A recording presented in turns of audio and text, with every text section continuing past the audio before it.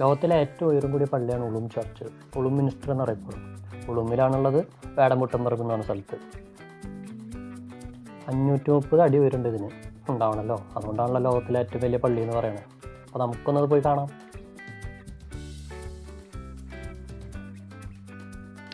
Railway സ്റ്റേഷനിൽ നിന്ന് ഒരു 5 മിനിറ്റ് നടന്നു കഴിഞ്ഞിട്ടുണ്ടെങ്കിൽ ഈ പള്ളിയുടെ മുമ്പിലെത്തും. ഇപ്പോൾ ഈ കാണുന്ന സ്ട്രീറ്റിൽ നിറച്ച ആൾക്കാരാണ്. കാരണം ഇപ്പോൾ സമ്മറാണ്, അതുപോലെ തന്നെ വെക്കേഷനാണ്, അതുപോലെ തന്നെ ഇഷ്ടംപോലെ ആൾക്കാരുണ്ടാവും. സ്വാഭാവികമാണ്. ഈ സമയത്ത് പർച്ചേസിങ്ങിനൊക്കെ ഭയങ്കരമായിട്ട് ആൾക്കാരുണ്ട്, രക്ഷയില്ല കേട്ടോ. പക്ഷേ ഈ സ്ട്രീറ്റിൽ കൂടെ നടക്കുമ്പോൾ ഒരു വൈബാണ്. കാരണം എന്താ വെച്ചിട്ടുണ്ടെങ്കിൽ ഫുൾ യൂറോപ്യൻസ് ആണ് എല്ലാവരും. ഈ പള്ളി കാണാൻ വേണ്ടി വരുന്നവരാണ്. ഏറ്റവും വലിയൊരു പള്ളിയല്ലേ, ലോകത്തിലെ തന്നെ ഏറ്റവും വലിയ പള്ളി കേട്ടോ. അവിടുന്ന് റെയിൽവേ സ്റ്റേഷനിൽ നടന്ന് വരുമ്പോൾ തന്നെ കണ്ടപ്പോൾ ഞാൻ വിചാരിച്ചു, ഇത് ചെറിയൊരു പള്ളിയാണല്ലോ, ഇതിന് മാത്രം വലുപ്പമുണ്ടോ, നമ്മുടെ തൃശ്ശൂരത്ത് പുത്തൻപള്ളിയുടെ അത്ര വലുപ്പമുള്ളൂ എന്നൊക്കെ വിചാരിച്ചു പോയി. പക്ഷെ അടുത്തെത്തിയപ്പോഴാണ് കാര്യം മനസ്സിലായത്. വിചാരിക്കണ പോലെ അത്രയും ചെറുതൊന്നല്ല, നല്ല വലുപ്പമുണ്ട്. പിന്നെന്ന് വെച്ചിട്ടുണ്ടെങ്കിൽ ഇതിന് ചുറ്റും ഫുള്ള് ആൾക്കാർ ഇരുന്നിട്ട് ഇങ്ങനെ ഫുഡൊക്കെ അടിച്ച് ഇതിൻ്റെ ഭംഗിക്ക് ആസ്വദിച്ച് കണ്ട. ആകാശം തന്നെ കണ്ടില്ല, നല്ല ക്ലിയർ ആണ്. അതിൻ്റെ ബാക്ക്ഗ്രൗണ്ടിൽ ഇങ്ങനെ പള്ളി ഇങ്ങനെ നിൽക്കണ കാണാൻ തന്നെ നല്ലൊരു അഴകാണ്. അപ്പോൾ ആൾക്കാർ ആ കാണുന്നത് ചുറ്റുവട്ടം കാണുന്ന ഫുള്ള് ഹോട്ടൽസും അങ്ങനത്തെ സെറ്റപ്പുകളൊക്കെ. അപ്പോൾ ആൾക്കാർ ഫുള്ള് അവിടെ ഇരുന്ന് വെയിലത്തിരുന്ന് എന്താ പറയുക ഫുഡൊക്കെ അടിച്ച് ഇങ്ങനെ നിന്ന് കണ്ട് നല്ല രസമാട്ടോ. അത് വളരെ വളരെ ഒരു മിസ്സാക്കാൻ പാടില്ല. ഒരു വക്കലേലും കാണണം. എൻ്റെ കൺസ്ട്രക്ഷൻ ഇപ്പോൾ ഇവിടെ പണി നടന്നുകൊണ്ടിരിക്കുക. പണി നടന്നു വെച്ചിട്ടുണ്ടെങ്കിൽ ഇതിൻ്റെ സൈഡൊക്കെ അവരെപ്പോഴും ഇങ്ങനെ മെയിൻറ്റെയിൻ ചെയ്തുകൊണ്ടിരിക്കും. കാരണം പറഞ്ഞിട്ട് കാര്യമില്ലല്ലോ, അത്യാവശ്യം നല്ല വലുപ്പമുള്ള സാധനമല്ലേ. അപ്പോൾ കുറച്ച് നാളുകളായിട്ട് ഇത് പണിയിലാണ്. ഇതാണ് ഇതിൻ്റെ മെയിൻ എൻട്രൻസ്. പക്ഷേ ഇപ്പോൾ ഇത് അടച്ചിട്ടേക്കാം. നമുക്കധികം എൻട്രൻസ് ഇല്ല. മെയിൻ 2 വാതിലാണുള്ളത്. കണ്ടു കഴിഞ്ഞാൽ ഉണ്ടല്ലോ ഒരു രക്ഷയില്ല. അമ്മാതിരി എന്താ പറയുക ആർട്ട് വർക്കാണ്, കൊത്തുപണി എന്നൊക്കെ പറയാം. ഫുള്ള് കല്ലിൽ തീർത്ത ശില്പങ്ങളൊക്കെയാണ് മൊത്തം. നല്ല നല്ല ഭംഗിയോടെ കാർവ് ചെയ്തെടുത്തിട്ടുണ്ട്. അത് നമുക്ക് കാണുമ്പോൾ തന്നെ മനസ്സിലാവും.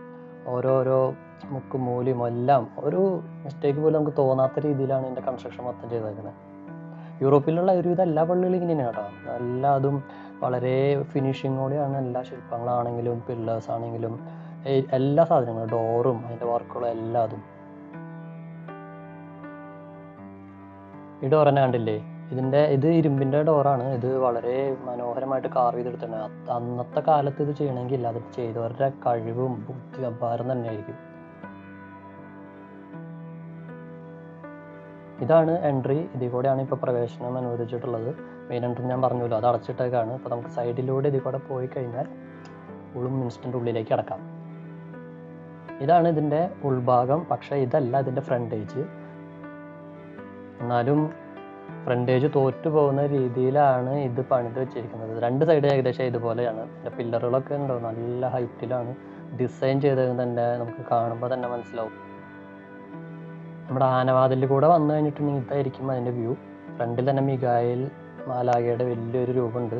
അവിടെ നേരെ നോക്കി കഴിഞ്ഞാൽ ആൾക്കാരെ കാണാം. കർത്താവിൻ്റെ ഒരു തൂങ്ങപ്പെട്ട ഒരു കുരിശും അവിടെ കാണാം.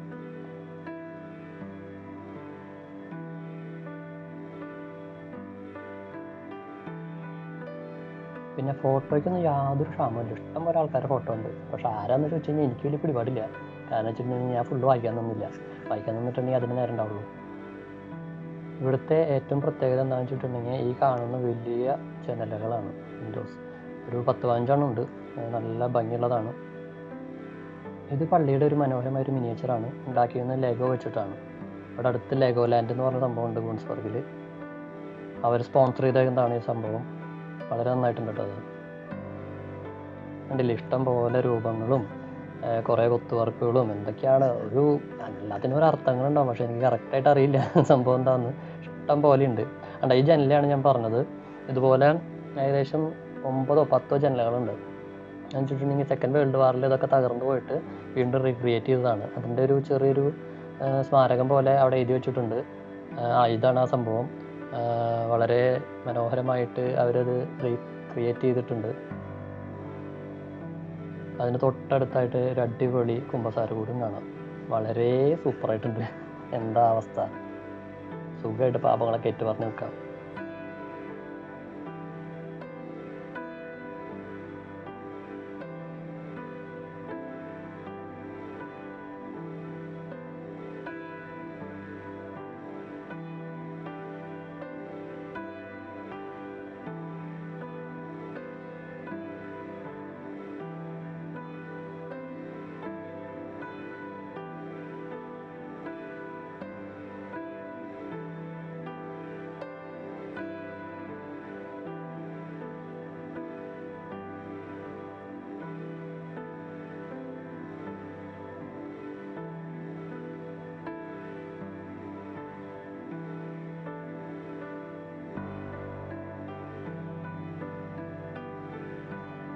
ഇതാണ് ഇവിടുത്തെ ആരാധനാലയം, റൂം ഓഫ് സൈലൻസ് എന്ന് പറയും. സംഭവം വളരെ സിമ്പിളായിട്ടാട്ടോ, പള്ളി പോലെയല്ല, വളരെ വളരെ മനോഹരമായിട്ട് കുറേ ഫോട്ടോസും കുറേ രൂപങ്ങളുണ്ട്. പുറത്തുള്ള ടെമ്പറേച്ചറിനേക്കാളും കുറച്ചുകൂടി കുറവാണ് ഇതിൻ്റെ അകത്ത്, ഇച്ചിരി തണുപ്പ് കൂടുതലാണ്. അപ്പോൾ അത് ഇവിടുന്ന് പ്രാർത്ഥിക്കുമ്പോൾ മനസ്സിനൊരു കുളിർമ കിട്ടാൻ വേണ്ടിയിട്ടായിരിക്കും. ആരാധനാ സമയം കഴിഞ്ഞിട്ടാണ് ഈ അടയ്ക്കേണ്ടതെന്ന് തോന്നുന്നുണ്ട്, അതുകൊണ്ടായിരിക്കും ഡോറൊക്കെ ഫിറ്റ് ചെയ്തുള്ളൊരു സെറ്റപ്പ്. പക്ഷേ ഡോറിലും ഉണ്ട് കേട്ടോ 2 പേര്, അപ്പുറത്തിപ്പുറത്ത് കണ്ടില്ലേ. വളരെ നന്നായിട്ട്, ഇതെന്താ സംഭവം എന്ന് എനിക്കറിയില്ല, പക്ഷേ ഞാൻ ചവിട്ടിയില്ല, ഇതിനപ്പുറം ചാടിക്കിടന്നാണ് ഞാൻ പോയത്. അവിടെ നിന്ന് ഇങ്ങനെ പോകുമ്പോൾ നേരെ കാണുന്ന ആൾക്കാരാണ്. ഇവിടെ റൈറ്റ് സൈഡിലാണ് ഒരു ചെറിയ സംഭവം ഉണ്ട് കേട്ടോ, അതാണ് ഇവിടുത്തെ നേർച്ചപ്പെട്ടിയാൻ തോന്നുന്നു. പള്ളിയുടെ ചെറിയൊരു മിനിയേച്ചർ പോലെയാണ് സെറ്റ് ചെയ്ത് വെച്ചേക്കുന്നത്, ഡിസൈനൊക്കെ അതുപോലെ ആയിട്ടുണ്ട്. ഇതാണ് ആൾക്കാര. സെൻട്രലിൽ മാതാവ് മിഷനും പിടിച്ച് ഉള്ള ഒരു രൂപമുണ്ട്, ചുറ്റോട്ടത് കുറേ പേര് നിൽക്കുന്നുണ്ട്, ആരൊക്കെയാണാവോ നോക്കിയില്ല. ഇതാണ് ഞാൻ നേരത്തെ പറഞ്ഞ നേർച്ചപ്പെട്ടി കണ്ടോ, നല്ല ഭംഗിയിൽ കാർവ് ചെയ്തെടുത്തിട്ടുണ്ട്, ഇരുമ്പാണ് കേട്ടോ. 2 കോട്ടയുണ്ട്, അതുകൂടെ നമുക്ക് ക്യാഷ് ഇടാമെന്ന് തോന്നുന്നു, ഞാൻ ഇട്ടില്ല, അതറിയില്ലല്ലോ ഉപയോഗിക്കണ്ടോന്ന്. ഇത് നോക്കിയിട്ട് ഒരാൾ നിൽക്കുന്നുണ്ട്, ഞാൻ ആദ്യം വിചാരിച്ചത് ഇതിൻ്റെ കാവൽക്കാരനാണ്, പക്ഷേ പിന്നെ മനസ്സിലായി, ആളെ ലുക്കും പാവം കണ്ടപ്പോൾ മനസ്സിലായി ആൾ അതിന് എന്തെങ്കിലും കിട്ടുമെന്ന് പ്രതീക്ഷിച്ച് നിൽക്കുന്ന ഒരു പാവപ്പെട്ട വ്യക്തിയാണെന്ന്. യേശുവിൻ്റെ തിരുശരീരം കുരിശിൽ നിന്ന് ഇറക്കുന്നതിൻ്റെ ഒരു പിക്ചറാണ്, വളരെ വലിയൊരു ഫോട്ടോ ആട്ടോ, പെയിൻറ്റിംഗ് ആണ്. ഇതാണ് ഞാൻ നേരത്തെ പറഞ്ഞത് ആ പില്ലറിൻ്റെ ആ ഒരു കൺസ്ട്രക്ഷൻ, പൂവൊക്കെ വിരിഞ്ഞിക്കില്ലേ അതുപോലെയാണ് സെറ്റ് ചെയ്തേക്കണേ. മാത്രമല്ല 2 പില്ലറിൽ നിന്ന് വരുന്നത് ഒരുമിച്ച് മുട്ടുമ്പോൾ സ്റ്റാറുകൾ ഇങ്ങനെ നിരത്തി വെച്ചാണ് പോലെയുണ്ട്. ഇവിടെ വളരെ മനോഹരമായിട്ട് എന്തോ എഴുതി വെച്ചിട്ടുണ്ട്, സംഭവം ഞാൻ വായിക്കാൻ നിന്നില്ല, പക്ഷെ എന്ന് വെച്ചിട്ടുണ്ടെങ്കിൽ അത് ഉണ്ടാക്കിയ വിധം കണ്ടില്ലേ, എന്താ അതിൻ്റെ ഭംഗി, അതിലാണ് നമ്മൾ അട്രാക്റ്റായി പോണേ. ഇവിടെ ഓരോ സാധനങ്ങളും സെറ്റ് ചെയ്ത് വെച്ച് എന്ത് അത്രയ്ക്കും ഭംഗിയിലാണ്, നമുക്ക് കാണുമ്പോൾ ഇങ്ങനെ നോക്കി നിൽക്കാൻ തോന്നും. അതുപോലത്തെ വർക്കുകളാണ്, ഒന്നും വളരെ മോശമാണ് എന്ന് ആരും പറയില്ല, അമ്മ അതിൽ വർക്കുകളാണ് ഫുൾ സെറ്റ് ചെയ്തേക്കണം. ഇതാണ് ഈ പള്ളിയുടെ ആൾത്താര എന്ന് വിചാരിച്ചിട്ടാണ് ഞാൻ വന്നത്, പക്ഷെ എനിക്ക് ചെറുതായിട്ടൊന്ന് തെറ്റി, കാരണം ഇതല്ല ആൾത്താര. ക്രൂശിൽ കിടക്കുന്ന കർത്താവിൻ്റെ രൂപമൊക്കെ ഇവിടെ കാണുമ്പോൾ നമ്മൾ വിചാരിക്കും ഓട്ടോമാറ്റിക്കലി, നമ്മുടെ പള്ളിയിലൊക്കെ അങ്ങനെയാണ് നാട്ടിലെ, അതായിരിക്കും ആൾത്താരെന്ന് തോന്നും. യൂറോപ്പിലെ എല്ലാ പള്ളിയിലും കാണുന്ന മെയിൻ ഒരു ഐറ്റമാണിത്. ഇതാണ് ഇവിടുത്തെ ഗായക സംഘത്തിൻ്റെ കൊയറിൻ്റെ സൗണ്ട് സിസ്റ്റം. സൗണ്ട് സിസ്റ്റം എന്നല്ല പറയണ്ട, ആക്ച്വലി അത് ഓർഗനാണ്. 1856 തൊട്ട് അത് യൂസ് ചെയ്ത് തുടങ്ങിയിട്ടുണ്ട്. 1377 തുടങ്ങിയ കൺസ്ട്രക്ഷൻ വർക്ക് തീർന്നത് 1890-ലാണ്, വിച്ച് മീൻസ് 5 centuries. ഒന്ന് ആലോചിച്ച് നോക്കിയാൽ, അത് ഉണ്ടാക്കിയ ആൾ, അതായത് അത് സ്റ്റാർട്ട് ചെയ്യാൻ പ്ലാൻ ഇട്ട ആൾ, അത് ആൾക്കാർ ഉറപ്പാണ് എന്തായാലും ആളത് കംപ്ലീറ്റ് ചെയ്യില്ല എന്ന്, കാണാൻ പറ്റില്ല എന്നൊന്നും. എന്നിട്ടും അവർ തുടങ്ങി, എന്നിട്ടത് 500 കൊല്ലം വരെ നീണ്ടുപോയി, വേൾഡ് വാറിൽ തകരും ചെയ്തു, എന്നിട്ടും അത് ഇപ്പോഴും തലവരുത്തി നിൽക്കുക, എന്താ അല്ലേ. ഈ പള്ളിയുടെ അൾത്താര എന്ന് വെച്ചാൽ കയറിയതാട്ടാ, പക്ഷെ എന്താന്ന് വെച്ചിട്ടുണ്ടെങ്കിൽ ഇത് അൾത്താരയല്ല, ഇത് ഗായക സംഘത്തിൻ്റെ മുറിയാണ്, കൊയർ റൂം. വളരെയധികം സ്പേസ് എടുത്തിട്ടാണ് ഇത് കൺസ്ട്രക്ട് ചെയ്തിരിക്കുന്നത്. എനിക്ക് തോന്നുന്നത് നല്ല എക്കോ ഒക്കെ കിട്ടാൻ വേണ്ടിയിട്ടായിരിക്കും. ഇവർ പാടുമ്പോൾ മൈക്കൊന്നും യൂസ് ചെയ്യില്ല, എല്ലാവരും ഒരുമിച്ച് നിന്ന് കോറസായിട്ടാണ് പാടുക, പ്രത്യേകിച്ച് ഇങ്ങനെ ഒരു വലിയൊരു പള്ളിയിൽ പാടുമ്പോൾ. ഇത് അവരുടെ ദേശീയഗാനം തോന്നുന്നുണ്ട്, ഏതോ ഒരു ഭാഷയില്ല, എനിക്കൊന്നും മനസ്സിലായില്ല. കാണുമ്പോൾ തന്നെ നല്ല ഭംഗിയുണ്ട്, ആ എഴുതിയാളെ സമ്മതിച്ചിരിക്കുന്നു, ഇത്ര എഴുതണ്ടേ. മ്യൂൺസ്റ്റർ കോൺട്രയുടെ കീഴിലാണ് ഉളും മിനിസ്റ്ററിലുള്ള എല്ലാ കൊയറുകളും വരുന്നത്. ഹാൻസ് യാക്കോബ് ഹാളർ 1956-ലാണ് അത് ക്രിയേറ്റ് ചെയ്തത്, ആളൊരു ഓർഗനിസ്റ്റ് ആയിരുന്നു.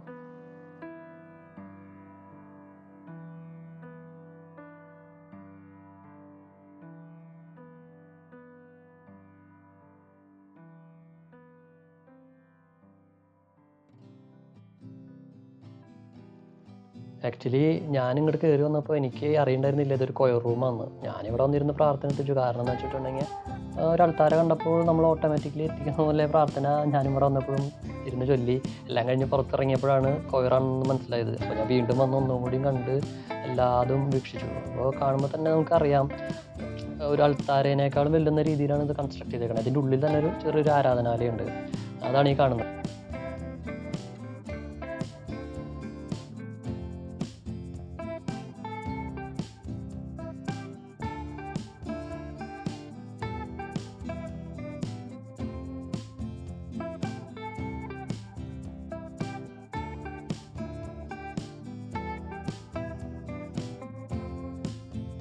ആ പുറകിലുള്ള ഗ്ലാസ് ചിത്രങ്ങൾ കാണുമ്പോൾ തന്നെ മനസ്സിലാവും, അത് ചുമ്മാ വെറുതെ പെയിൻ്റ് അടിച്ച് വിട്ടേക്കല്ല, എല്ലാത്തിനും ഓരോ ഇവൻറ്റ്സ് ആണ് അവർ കാണിച്ചിരിക്കുന്നത്.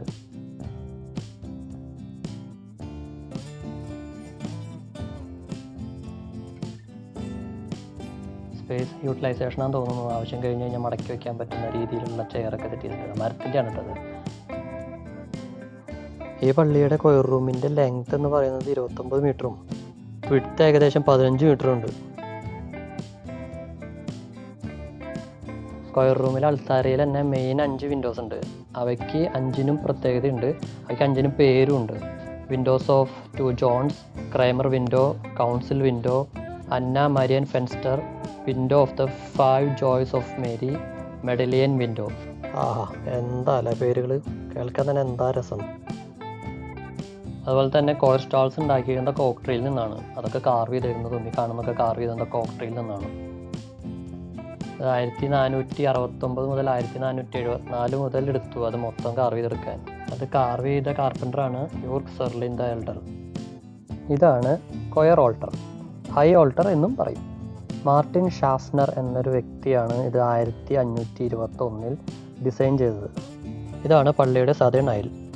1433 ഹാൻസ് മുൾഷർ പണിത അൾത്താരയുടെ ബാക്കി ഭാഗമാണ് ഇവിടെയുള്ളത്. ഗബ്രിയേൽ മാലാഖ മാതാവിനെ കണ്ട് സന്തോഷ വാർത്ത അറിയിച്ച ഇൻസിഡൻ്റാണ് ഇതിൻ്റെ തീം. 1531 ഐക്കണോക്ലാസം കാരണം ഈ അൾത്താര നഷ്ടപ്പെട്ടിരുന്നു.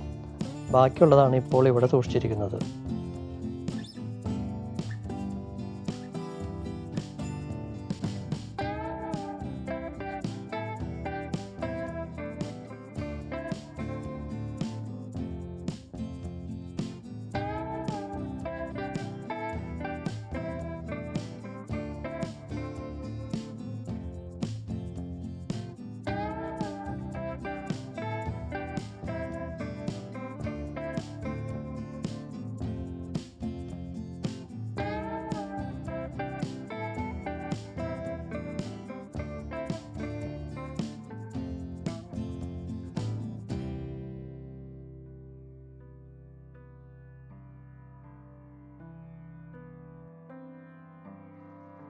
ഇതാണ് ബലിപീഠം. ഇവിടെയാണ് വൈദികൻ കർമ്മങ്ങളൊക്കെ ചെയ്യുന്നത്.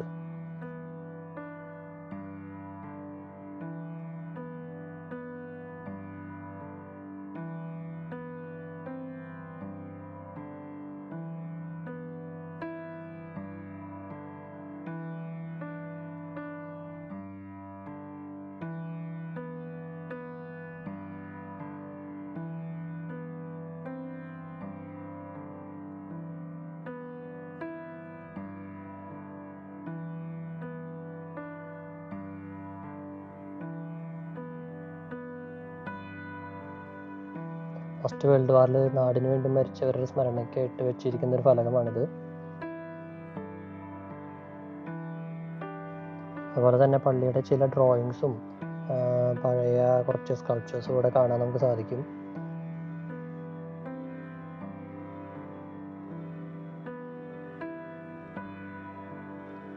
ഈ കാണുന്ന എല്ലാം യുദ്ധത്തിൽ നശിച്ചുപോയ പള്ളിയുടെ അവശിഷ്ടങ്ങളാണെന്ന് തോന്നുന്നു. ഇതൊക്കെ വിൽപ്പനയ്ക്കാണ് വെച്ചിരിക്കുന്നത്. കാരണം ഓരോ പീസസിലും അതിൻ്റെ റേറ്റ് ആയിട്ട് ഇങ്ങനെ എഴുതി വെച്ചിട്ടുണ്ട്. 470 യൂറോ, 500 യൂറോ എന്നൊക്കെ. അപ്പോൾ നമുക്കത് വാങ്ങിക്കാൻ പറ്റുമെന്ന് തോന്നുന്നുണ്ട്. പിന്നെ അതുപോലെ തന്നെ ഇവിടെ അടുത്തൊരു ഷോപ്പുണ്ട്. നമുക്ക് സുവനീറൊക്കെ വാങ്ങിക്കാൻ ഈ ഷോപ്പ് നമുക്ക് യൂസ് ചെയ്യാവുന്നതാണ്. ഇതൊക്കെ പള്ളിയുടെ ഓരോ കൺസ്ട്രക്ഷൻ ഡെവലപ്മെൻറ്റ്സ് കാണിക്കുന്ന പിക്ചേഴ്സാണ്. അവർ ഓരോ വർഷവും ഡെവലപ്മെൻറ്റ് വന്നതിൻ്റെ ഓരോരോ പടങ്ങൾ അവർ എടുത്ത് വെച്ചിട്ടുണ്ട്.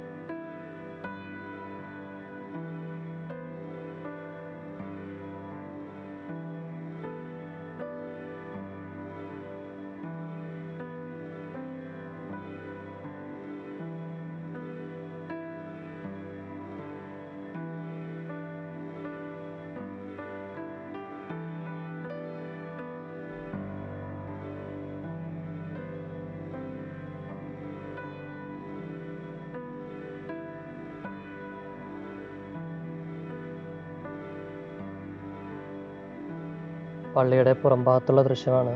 മെയിൻ്റനൻസ് വർക്ക് നടക്കുന്നത് കാരണം നമുക്ക് പല രീതിയിലുള്ള ഒരു ഇത് കിട്ടിയിട്ടില്ല. എന്നാലും വളരെ മനോഹരമാണ്. ഇത് പള്ളിയുടെയും ചുറ്റുവട്ടത്തുള്ള ആ സിറ്റിയുടെയും ഒരു മാപ്പാണ്, ലൈക്ക് മെറ്റൽ മാപ്പാണ്.